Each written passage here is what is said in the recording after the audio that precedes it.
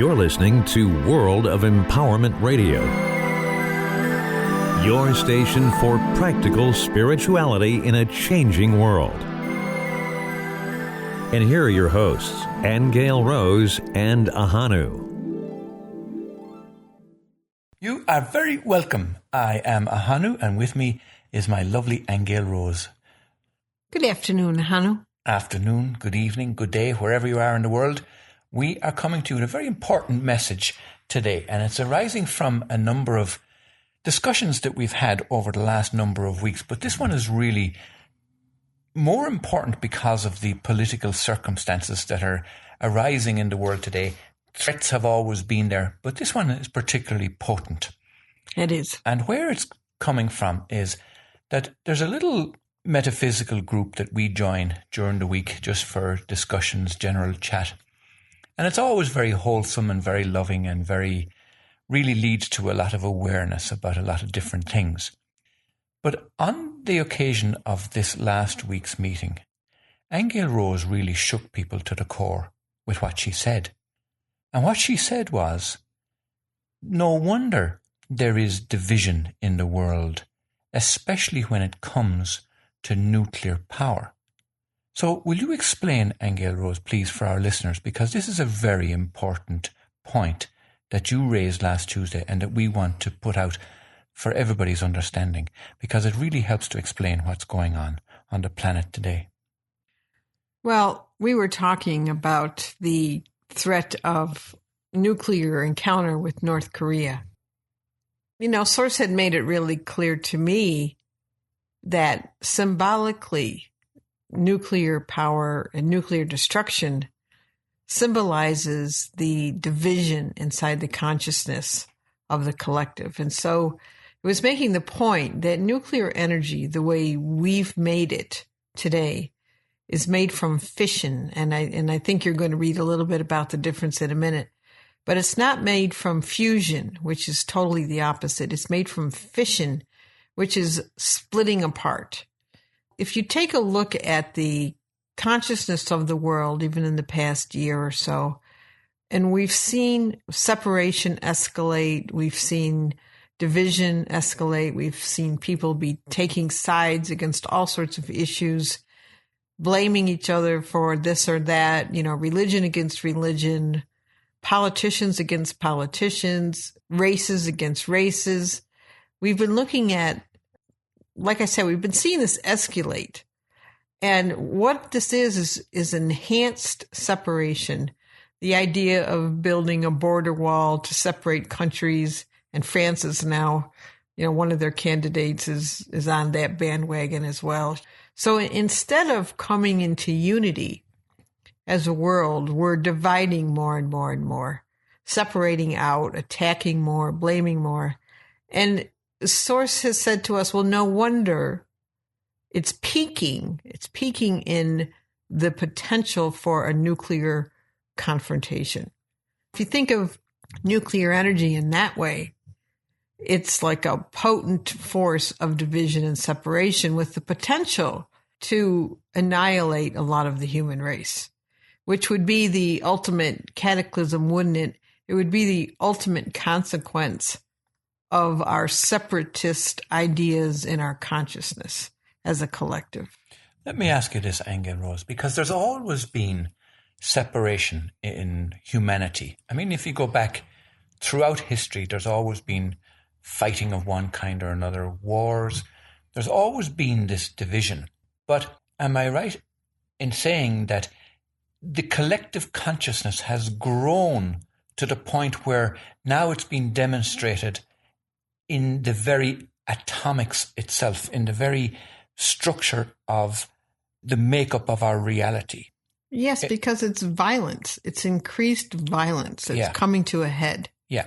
So in that way then, have we really made any progress if you were to look at the extended, at what we understand our history to be? And that's not really that much. I mean, we're archaeologists and various other scientists are pushing that further back now, 13,000 years, 15,000, 22,000 years.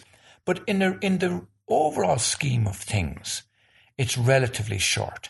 But in that relatively short space of time, we're coming to the point of almost total annihilation with our consciousness. So have we really made any progress? Well, we are. And no, we haven't really, because we're still in victim consciousness. And this is one of the things that this time period was supposed to move us out of. Victim consciousness being a direct effect of the idea in separation from others, that we're in no relationship to the world or to each other, that we're somehow separate individuals and we just mind our own P's and Q's and to heck with the rest of the planet or the world. You know, we're all concerned about our own personal survival and safety, and anything that seems to threaten that, we attack. Okay, so now we also have a president right now who's in that consciousness. He's not into unity consciousness. He's into, doesn't care about the environment, doesn't care about what his bills affect. He's the symbolic representation of the individual separate ego. And this is what it's producing. It's producing that the solutions that people make up when they're in victim consciousness are separatist solutions. How can I preserve my identity? How can I care for myself and give no regard to you or to the whole? And so when we talk about the threat of nuclear war in this day and age, that's what it represents. You even think of Fukushima, think of the damage. You know, why do we even have this type of nuclear power in our world when we could be creating it from fusion, which is unity consciousness, which is coming together as opposed to division? Yeah. And now, why don't you read the difference? You looked it up, I know, before we started. I did. I looked it up because I wanted to be clear in my own head from a chemistry perspective and from a physics perspective exactly what was going on. And here it is in a nutshell. Simply put, fission is the division of one atom into two. And that's what it's representing, as Aingeal Rose, you've just pointed out. It's that separation. Whereas fusion is the combination of two lighter atoms into a larger one. They are actually opposing processes, and therefore they're very different. So fission is the splitting or breaking apart, splitting into parts. And fusion, by contrast, is a merging of separate elements into a unified whole. Now, what I find interesting about this is that fusion is what powers the sun. And they also say that fusion releases an enormous amount of energy, which is several times the amount produced from the splitting in the fission process. So a unified approach releases more energy, is effectively what they're saying. It does. But let me just, Aingeal Rose, before we move on from that, because people may have the impression when you mentioned, for example, President Trump there and his approach towards nuclear energy and all of that. We're apolitical. It needs to be said that it doesn't matter to us. The way we look at things is what it represents in terms of the mass consciousness. And I think it's fair to say that any president of any country is a representative of the consciousness of its people. And that has been the case no matter who's in charge of what. Mm-hmm. And it's exactly the same actually with a company or a corporation or even a family. The head of the family would be a representative of the consciousness of that. And so in that way, we look at it from that detached perspective, in a sense, that we're looking at a split consciousness. We are. We're looking at insanity. We're looking at a division, really, is what we're looking at. So who is the name behind that really doesn't matter.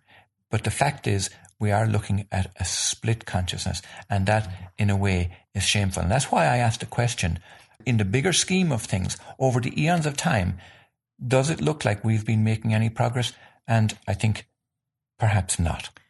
Well, not in terms of separatist consciousness and victim consciousness, which is what the whole Course in Miracles book is really about. It's about looking at our own split minds. Mm-hmm. We can, I always reference the old cartoons with the devil on one shoulder and the angel on the other to represent the split mind of the human. Yeah.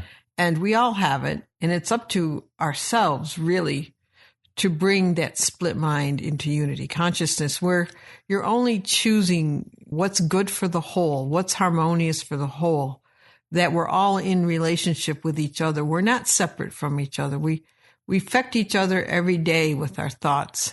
Well, just hold on there for a moment, because anybody who knows us and listens to us and watches our videos and listens to our podcasts or reads our work on the World of Empowerment website would know that we always put forth some positive outcome for all of this. We always look for some way for us to, in other words, we're not all doom and gloom. We're looking for some positive outcome or some way to bring happiness and joy to our lives here and to our world. So with that, we're going to take a short little commercial break. We will be right back with a discussion on how we can take this issue of nuclear fission and the splitting up of people and races and all of that, and see what can be done about it. So we'll be right back after this break.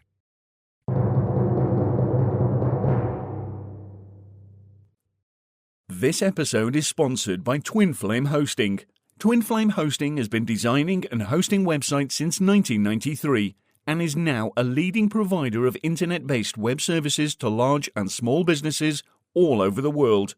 We also care for many individuals who depend on our quality, reliability, and affordable hosting solutions because we know what professional business people need in a hosting solution. Visit twinflamehosting.com.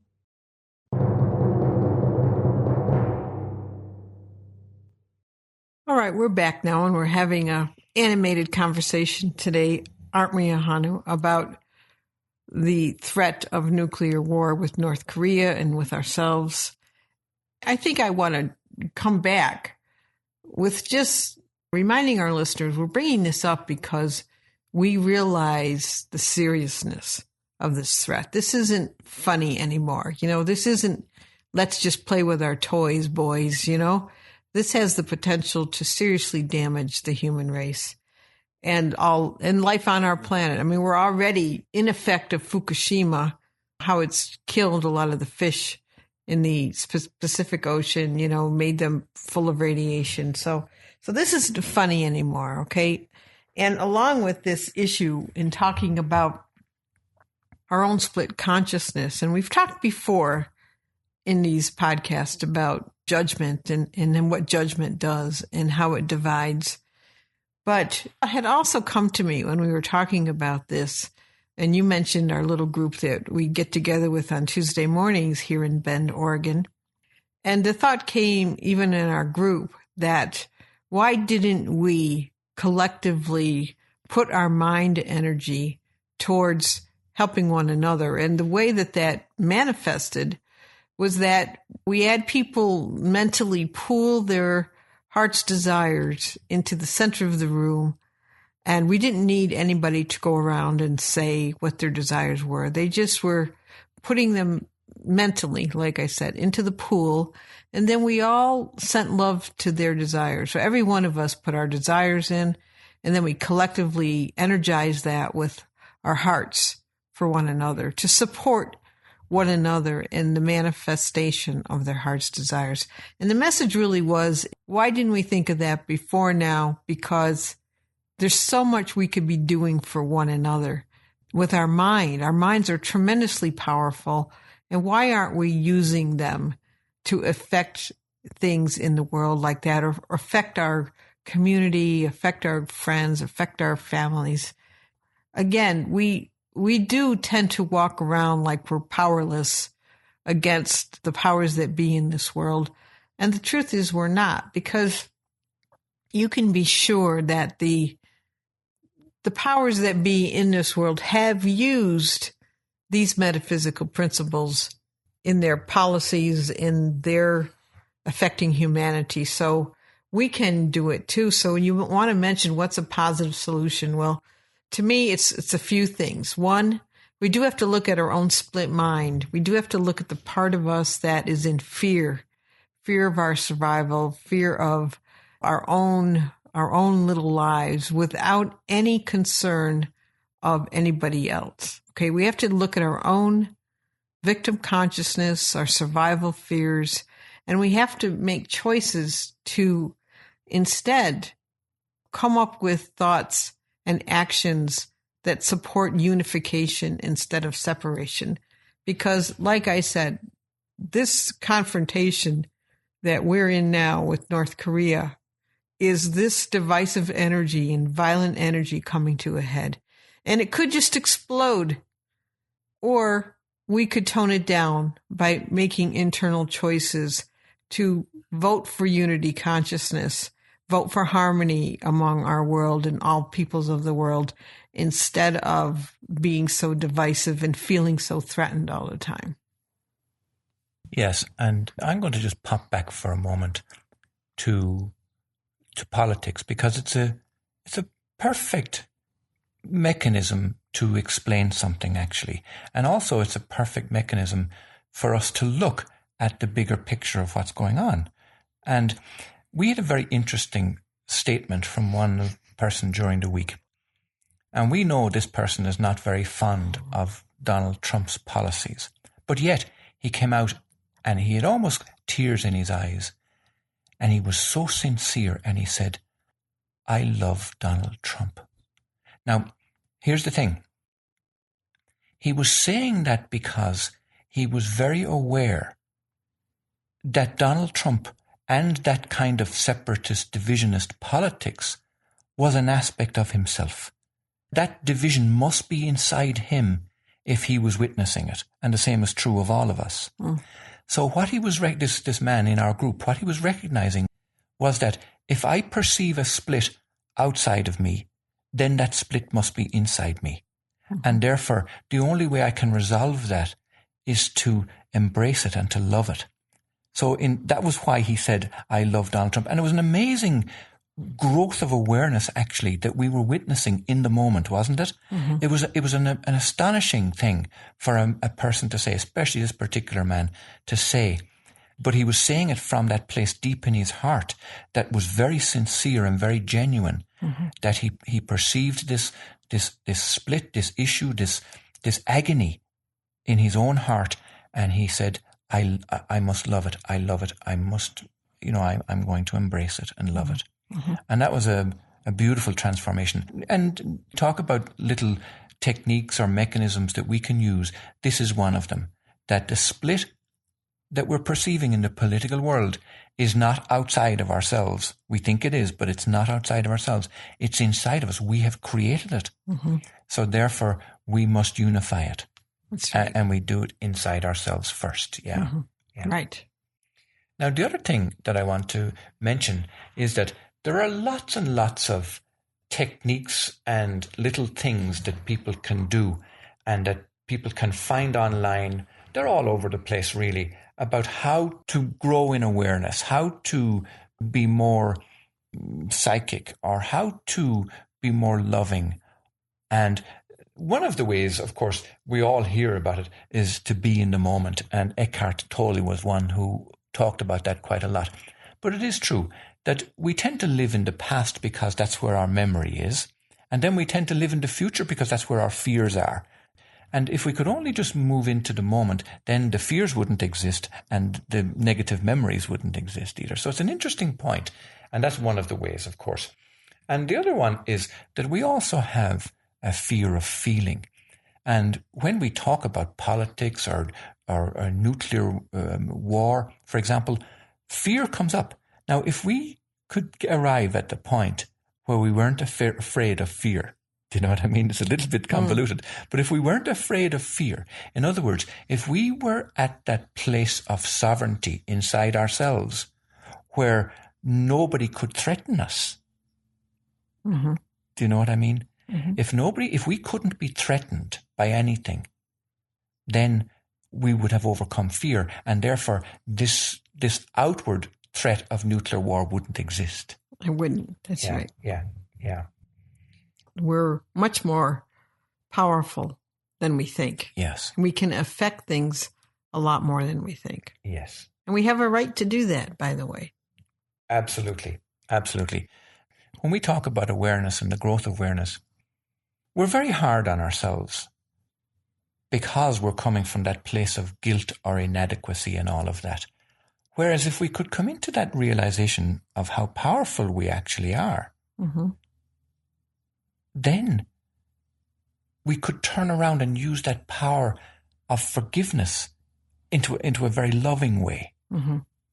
I know I'm not talking about abstract things, because this is something that people, all of us, can do in every moment of every day, really. Right. Yeah. So they're beautiful little concepts. Okay, so I think we'll leave it there, Aengel Rose, because we've covered some very heavy things, and they do take a little time to ingest and to integrate. But the fact is, to summarize really, all this stuff that we're seeing, this divisionist politics that we're witnessing on the outside world, the outer world, remember that we have it inside ourselves, otherwise we wouldn't be witnessing it. And the forgiveness must begin from the inside. And that's how, when we love and embrace ourselves and realize how powerful we are, then we can uncreate that division. Right. Yeah. We have to stop being afraid of our survival. Yeah.